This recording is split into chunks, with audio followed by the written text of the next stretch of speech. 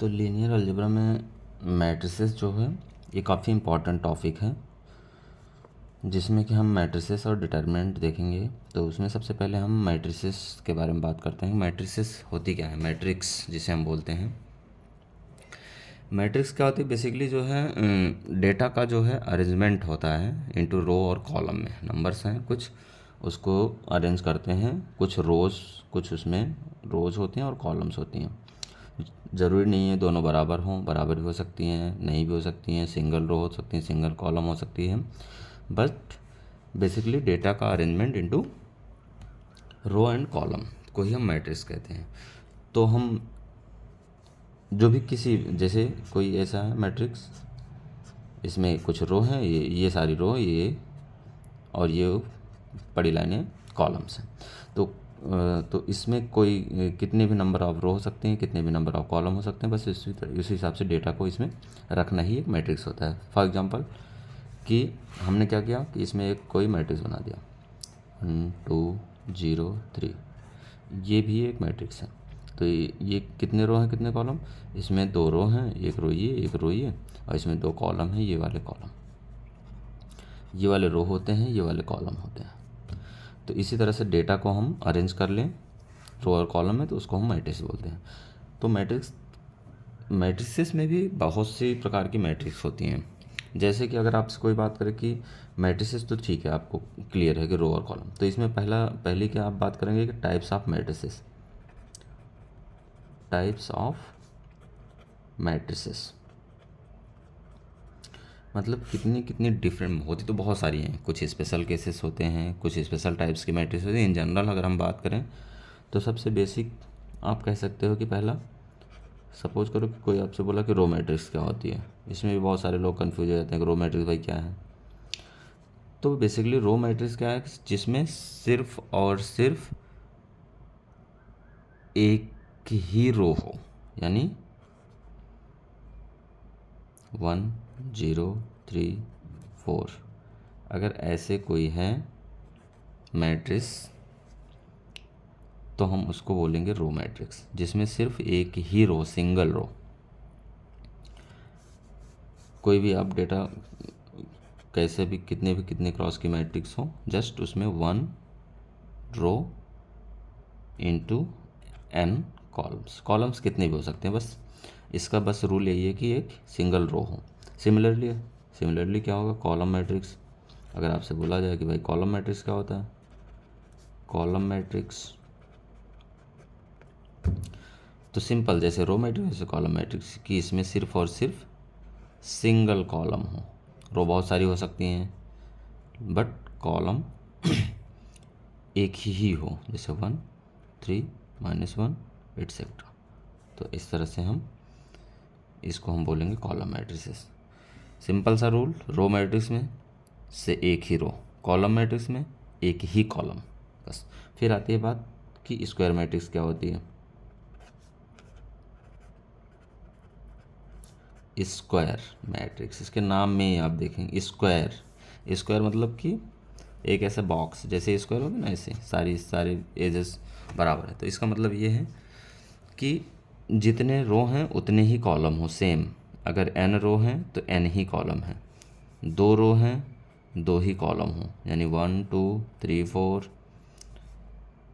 -1 0, नई मैट्रिक्स बनाए ए को हम बोलेंगे स्क्वायर मैट्रिक्स है। कब, जब इसमें 2 रो हो 2 कॉलम हो गए, तो उसका ऑर्डर 2x2 हो जाएगा। कोई भी डेटा कुछ भी हो, बस उसमें रूल यही हो कि उसमें सेम नंबर्स ऑफ रो और कॉलम हो, तो उसको हम बोलेंगे स्क्वायर मैट्रिक्स। इसका भी बहुत सारे यूज है, बस हमें अ- समझ के चलना है कि कितने रो कितने कॉलम, या फिर कैसे हम इसको कैटेगराइज करेंगे।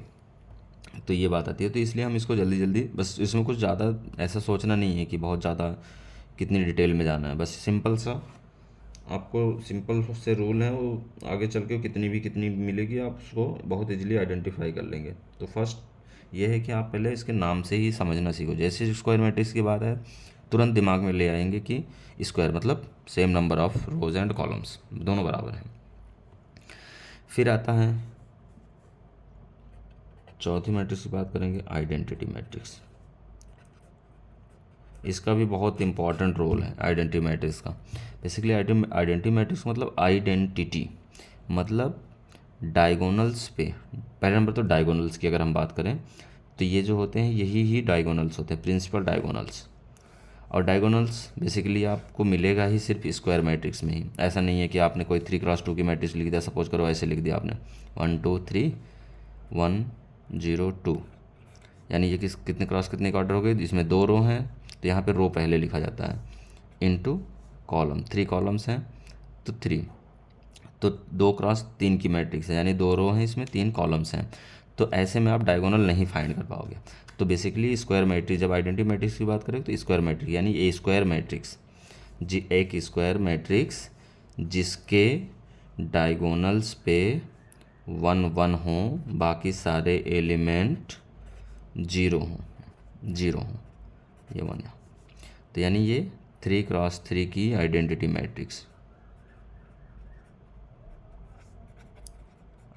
मैट्रिक्स, ठीक।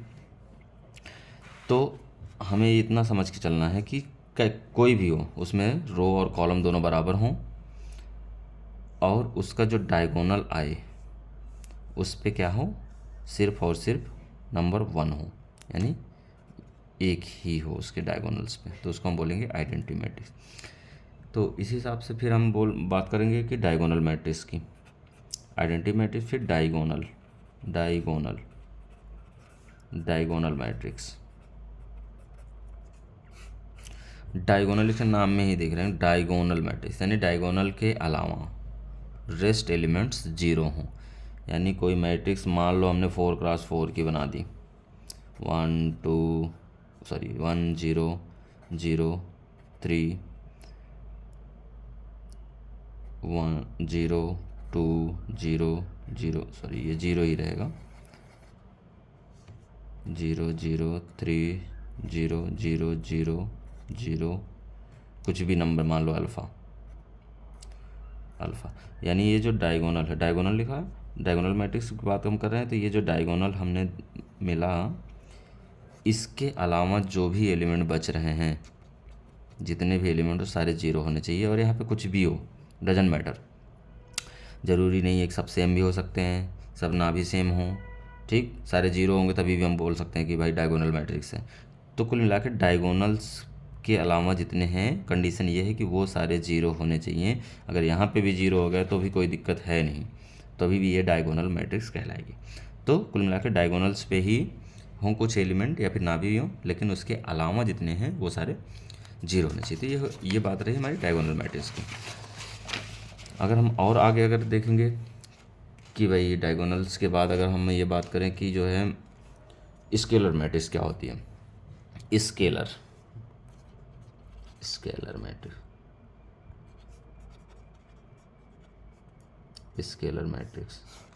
तो स्केलर मैट्रिक्स क्या होती है? स्केलर मैट्रिक्स बेसिकली मैट्रिक्स हो, ठीक, जिसके डायगोनल्स पे सेम नंबर्स हों, ठीक, जिसके डायगोनल्स पे सेम नंबर, मान लो हमें 3x3 की एक स्केलर मैट्रिक्स लिखनी है, तो k 0 0 0 k 0 0 0 k can be any number. बस रूल यही है कि डायगोनल्स पे कुछ भी नंबर हो, सारे के सारे सब हर एक डायगोनल्स पे सेम हो, हर एक पोजीशंस के, यानी 1 पोजीशन 2 2 3 3 पोजीशन पे सेम नंबर्स हो, तो उसको हम बोलेंगे स्केलर मैट्रिक्स। तो इसमें कंफ्यूज नहीं होना है। तो अगर आपसे पूछा जाए कि 3x3 का आप आइडेंटिटी मैट्रिक्स लिखिए और डायगोनल मैट्रिक्स लिखिए और स्केलर मैट्रिक्स लिखिए, तो इसमें कंफ्यूज नहीं होना आइडेंटिटी और स्केलर और डायगोनल में। डायगोनल तो अभी हमने क्या बात किया, आइडेंटिटी मैट्रिक्स का मतलब 3x3 तो हम लिख रहे हैं, लेकिन डायगोनल जो प्रिंसिपल डायगोनल्स पे हर एक जगह पे 1 ही 1 हो, उसके अलावा सारे एलिमेंट 0 हो, तो ये आइडेंटिटी मैट्रिक्स। डायगोनल मैट्रिक्स का मतलब ये है कि यहाँ पे डायगोनल्स पे कुछ भी हो, सेम हो या ना हो, लेकिन सिर्फ डायगोनल्स पे ही हो, उसके अलावा सारे 0 हों। जैसे मान लिया यहाँ K1 हो गया 0 0 0 K2 0 0 0 K3, K1 K2 K3 कोई भी नंबर हो सकता है, उसको हम डायगोनल मैट्रिक्स बोलेंगे। और स्केलर मैट्रिक्स के लिए सेम यही है कि आपको बस ये सेम हो जाना चाहिए। तो K0 0 0 K0 0 0 K, तो ये हो गया हमारा स्केलर मैट्रिक्स। तो अब ऐसा नहीं है कि ये स्केलर मैट्रिक्स नहीं है, स्पेशल केस है, K की वैल्यू 1 है, ठीक। और ये जरूरी नहीं है कि ये सारे डायगोनल मैट्रिक्स नहीं है, इसमें डायगोनल्स पे सारे 1 1 हैं तो ये डायगोनल मैट्रिक्स, इसमें डायगोनल पे सब अलग अलग हैं तभी भी डायगोनल मैट्रिक्स, ये भी सारे डायगोनल्स पे सेम है तभी।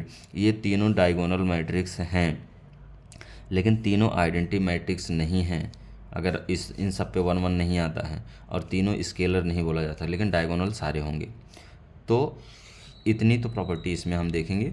बाकी जो है अभी हम नेक्स्ट इसके और स्पेशल टाइप्स की जैसे जो मैट्रिसेस हैं उसमें अभी हम बात करेंगे, जैसे कि नल मैट्रिक्स और बहुत सारी स्पेशल टाइप्स मैट्रिसेस हैं। नल मैट्रिक्स, सिमेट्रिक मैट्रिक्स, इसकी सिमेट्री मैट्रिसेस, बहुत सारी मैट्रिसेस हैं। तो बेसिकली मैट्रिक्स के लिए क्या होना चाहिए, ये पोजीशंस होनी चाहिए। तो मैट्रिक्स का बेसिकली आप थोड़ा सा ये हम समझ लेते हैं। अगर मान लीजिए m क्रॉस n की कोई मैट्रिक्स है, बेसिक सा मैट्रिक्स में, तो m और n, m क्या डिनोट करता है कि उसमें कितने रो हैं, नंबर ऑफ रोज, और ये जो n डिनोट करता है नंबर ऑफ कॉलम्स। तो m number of rose, n number of columns, तो यानी m इसमें रो हैं, n इसमें कॉलम्स हैं। और ये जो पोजीशंस के एलिमेंट होते हैं ये इसको क्या बोलते हैं, ये पहली जो पोजीशन पे होता है ये 1 1, A1 2, ऐसे ही A फर्स्ट रो पे है 1, कितने कॉलम पे जा रहा है, कितने कॉलम है, n, AM A1 n, यानी फर्स्ट रो nth कॉलम। ऐसे ही अगर आप यहाँ लिखेंगे तो कौन सी रो पे आ गए, दूसरी रो पे 2 और पहले कॉलम पे 2 1, इसको लिखा जाएगा A2 2, ऐसे ही A2n।